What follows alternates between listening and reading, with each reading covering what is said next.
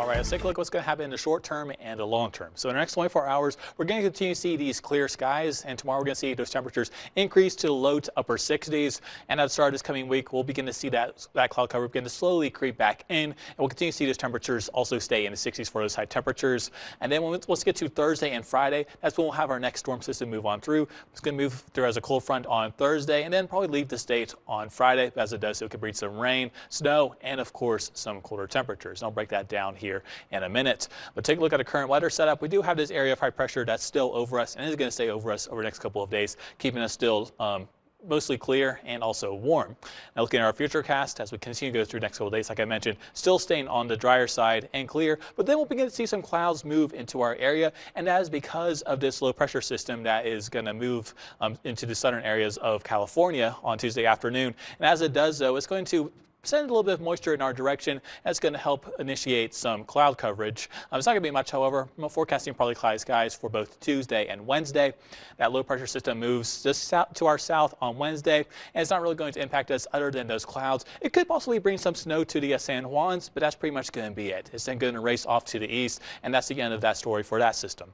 But then right behind it, on Thursday, we're going to have this cold front that's going to begin to make its way in our direction. It's going currently in this future cast is located in the Great Basin on Thursday morning, and it's going to continue to trek off to the east. It's going to arrive in our area probably sometime Thursday evening, maybe into Friday morning. Just depends on how fast this cold front moves, but either way, it's going to bring us some rain in the valley, primarily starting off as rain, while snow is occurring up in the mountains. As we head into the overnight, that rain in the valley could shift to snow, and then the mountains are just going to continue to see that snow, and with that, it's becoming more widespread. And as we head into later in the day on Friday, could begin to see things clear up. But again, this is also still a few days out, so the exact timing and impacts can change, but we do expect that cold front to move through during that time frame, and of course bringing the rain to the valley and snow up to the mountains, and that of course can cause some travel concerns, so we'll continue to keep an eye on that for you.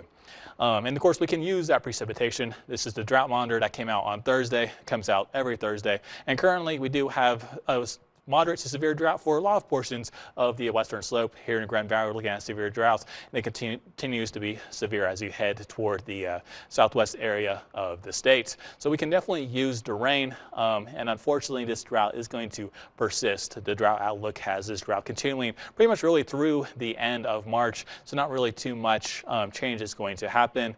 But the good news is we do have that storm system is going to move through this week, so we'll definitely take any moisture we can with that. And then looking ahead to looking at a 6 to 10 day precipitation outlook. So for March 15th through the 19th, this map, so pretty much those darker areas such as the orange, that's where you expect dry conditions during that time frame.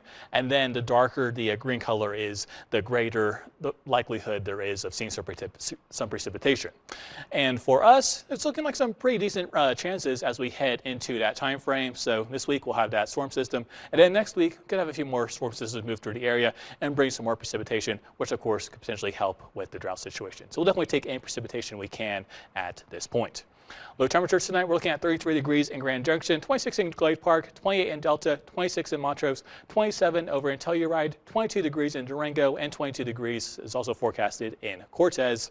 Then tomorrow, we're going to be under those mostly sunny skies once again. Starting off with this morning lows in the 30s, warm up to the the low to mid 50s rather around lunchtime, and then in the afternoon we'll see those high temperatures in the 60s, and those high temperatures will be about 66 degrees in Grand Junction, 67 in Delta, 62 in Montrose, 49 in Telluride, 64 in Nucla, 57 in Dove Creek, 61 in Cortez, and 66 degrees for the forecasted high over in Moab. Take a look at your 7-day forecast. We'll see temperatures primarily stay in the 60s and drop to the 40s and the 50s as we head into next week. I'm going to go through these fairly fast. You can see them on our website, but that's pretty much going to be the trend. And we're going to see those morning lows in the 20s and the 30s for this week. And then we'll see those temperatures drop down to the 40s and the 50s at the end of this coming week.